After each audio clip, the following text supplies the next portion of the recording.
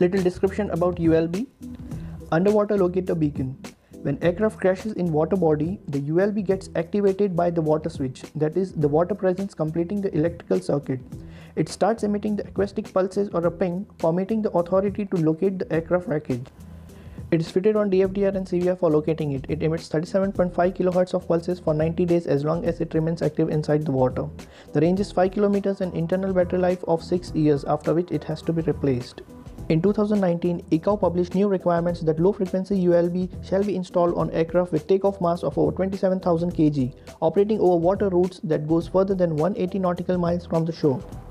Low-frequency underwater beacon is fitted on the fuselage, emits 8.8 kHz of pulses for 90 days as long as it remains active under the water. The range is 22 km and it can work underwater 20,000 feet. Internal battery life is of 6 years, after which the battery can be replaced.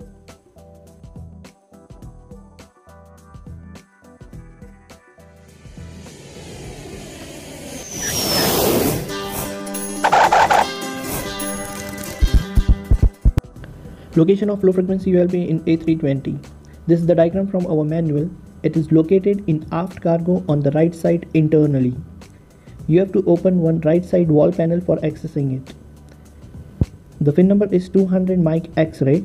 It is mounted on the bracket which was retrofitted while modification. Here you can see the water switch. ULB is installed with this water switch in nose direction. The polarity positive and negative is marked for testing purpose. Here we have ULISA ULB tester. It is used for testing the voltage of the ULB battery and as well as the outgoing signal. The part number is 205838-00. So let's open it. So what we have here is the pocket size tester. It has got on-off switch, the speaker from where we can hear the beep for receiving the signal, the microphone for detecting the signal. This is the probe, I'll show you the usage later, and the USB micro B type port. It has got internal battery which has to be replaced once you get the low battery symbol. This is the 3 volt button type cell and the cover for protection. We have got 3 cables over here. This is the normal cable with USB port so that you can connect it with the PC and we can transfer the data from our tester to the PC for the particular software. This is single port, single probe type cable cord which has to be used with the battery which has got the terminal on opposite side. So we'll connect this one and then one probe we have to use with this one, connect with this negative side, and the positive probe will be connected on the positive side of the battery. Okay. And this is another type of activation cord, the positive negative. This is for SID88 type low frequency ULB. Because the terminal is together, so we use this cord for activating the ULB. So this is the tester. For switching it on, we'll just press and hold the switch, push button. Our screen is touch screen. Okay. So we have got 4 options over here. This is the measurement option. This is the memory option. This is sending the message, sending the data from our tester to the PC when we connect it via USB. And this is the info option. We'll just click on this. So this is giving you the company name and website of all the details about this tester ULISA. We'll click on again for coming it out. Now for measuring it, we'll click on this. Once we click on this, we'll get the measuring screen, connecting screen after connection of the probe. So let us click this. So here it is showing that we can now connect the tester with the ULB. So we can use any type whatever we are using, and then we'll get a progress bar over here when we have successfully activated the ULB.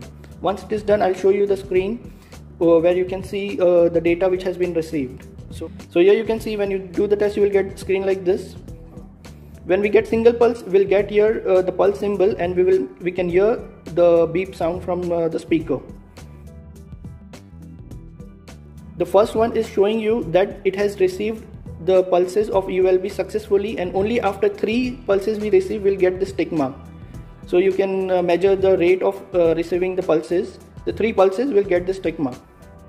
The second one is showing you the voltage was measured, 3.6 voltage was measured on the last test we did on the ULB. And this is the serial number for the ULB we did the test, SD104580. Okay, for coming out, we will just click on this again. This is the memory. When we click on this, we will get the screen which is showing the data which we have already done the test before, the last saved data. Okay, only the last one will be shown. And for coming it out, we'll just click on this again. Now this one is sending. We connect our tester with this one, and when we connect it to our PC computer system, and there is a particular software, ULB report creator.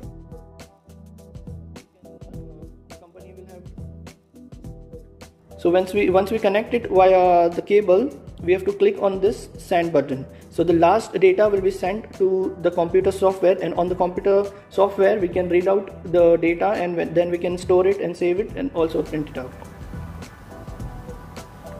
Here is the AMM procedure for operational test. It comes under chapter 25, equipment and furnishing. Due to confidentiality of the document, I cannot show you the whole thing.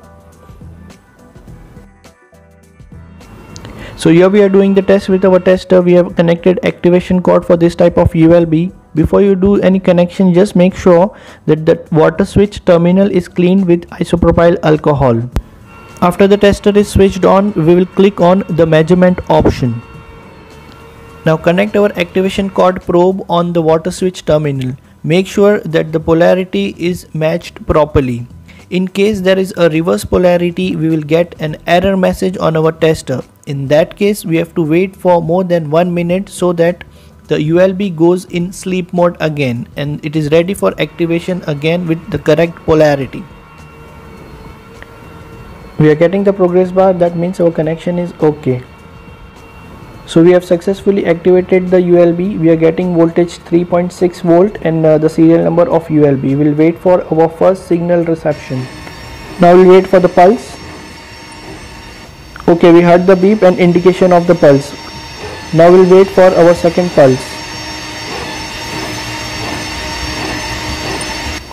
Here comes the second pulse. Now we'll wait for the third pulse. Once we receive third pulse, we'll get a tick mark over here. Okay, so the third pulse was received and we got the signal okay tick mark. So our ULB is functioning fine. After 1.5 minutes, the ULB will go back in sleep mode because there is no shorting between the water switch. If you like the video, hit the like button, share it among your friends, and do subscribe our channel. Thank you for watching.